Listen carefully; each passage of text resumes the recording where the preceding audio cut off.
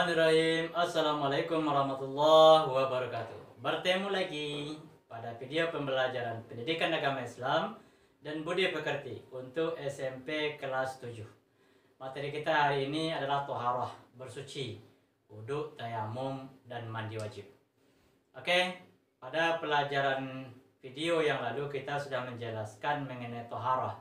Apa yang dikatakan dengan toharah, kemudian apa dalil pentingnya toharah tersebut. Itu nanti bisa dilihat dalam Quran surat Al-Baqarah ayat yang ke-222. Kemudian toharah terbagi dua. Yang pertama toharah dari hadas, yang kedua toharah daripada najis. Najis itu terbagi kepada tiga. Yang pertama najis mukhaffafah, najis ringan.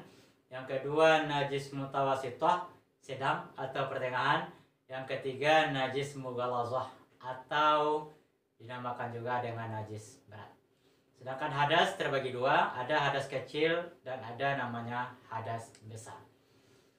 Oke, pada pembahasan kali ini kita akan menjelaskan tentang toharah dengan cara wudhu.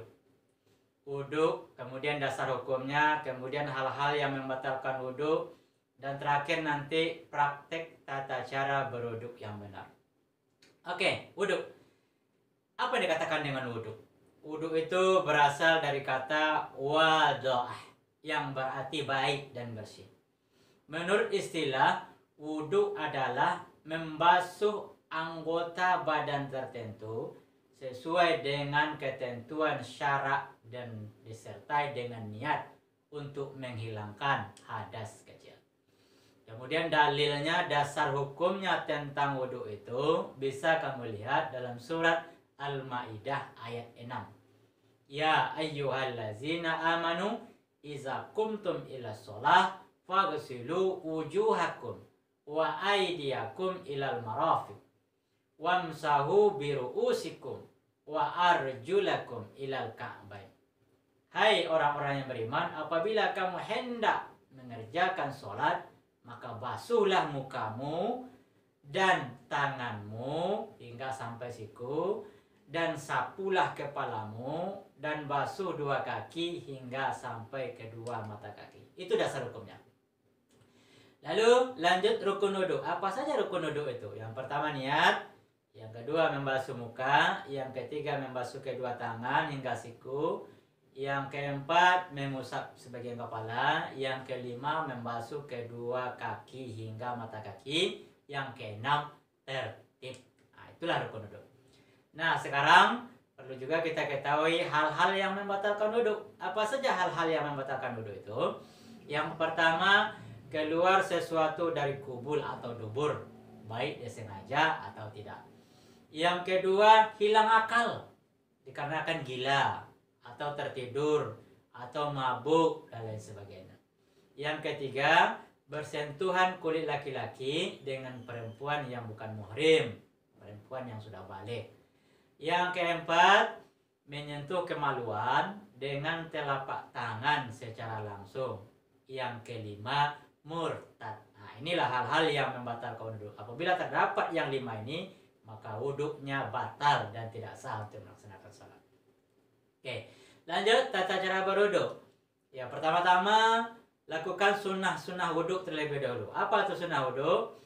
Membaca ta'uz, bismillah, kemudian mencuci kedua telapak tangan, kemudian berkumur-kumur atau bisa juga menggosok gigi, lalu membersihkan lubang-lubang hidung atau rongga-rongga ini. Nah, itu sunat wudhu namanya. Ya. Nah, setelah itu baru kita lanjutkan kepada mulai melakukan wudhu. Yang pertama, setelah kita lakukan yang sunat tadi, kita berniat untuk berwudhu. Apa niatnya? Nawaitul wudu'a li raf'il hadasi asghari fardolillahi ta'ala. Ulang lagi. Nawaitul wudu'a li raf'il hadasil asghari fardolillahi ta'ala. Sengaja aku berwudhu untuk menghilangkan hadas kecil, fardu atasku karena Allah Ta'ala. Yang kedua, membasuh muka.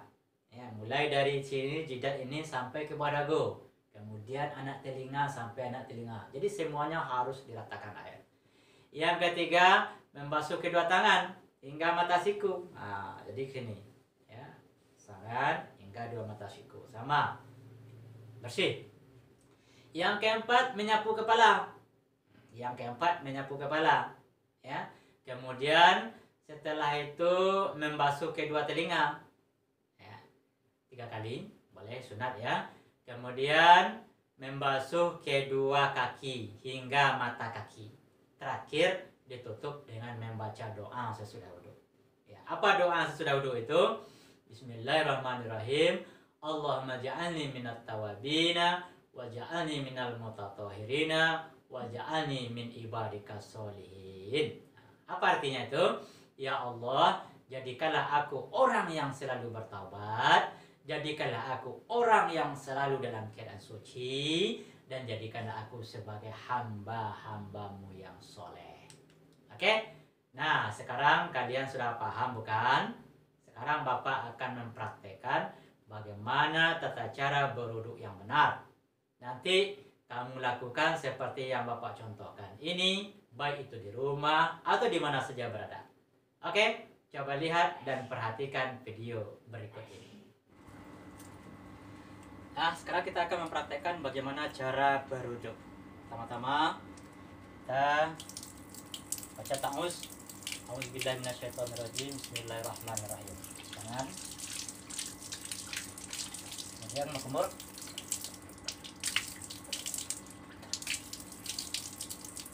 Kemudian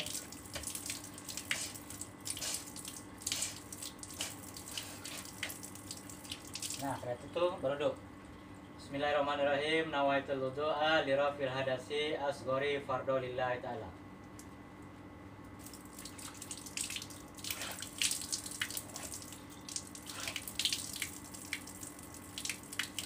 Jadi cuci sampai ke bawah. Nah, oke.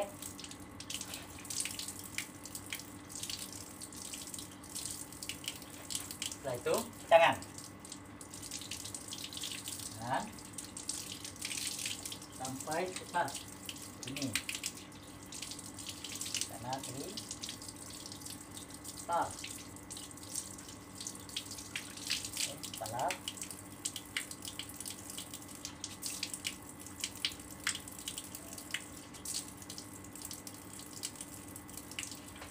Lanjut kaki.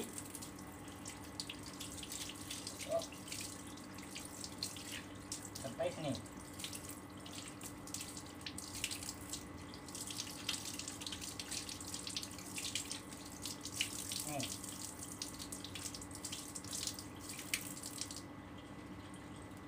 Bismillahirrahmanirrahim. Allahumma ja'alni minat tawabin wa ja'alni minal mutatahhirin wa ja'alni min ibadika sholihin. Demikianlah pembahasan materi kita kali ini. Nanti kita sambung dengan video materi selanjutnya, yaitu tentang tayamum, tata cara pelaksanaan tayamum, kemudian nanti praktek bagaimana cara bertayamum itu.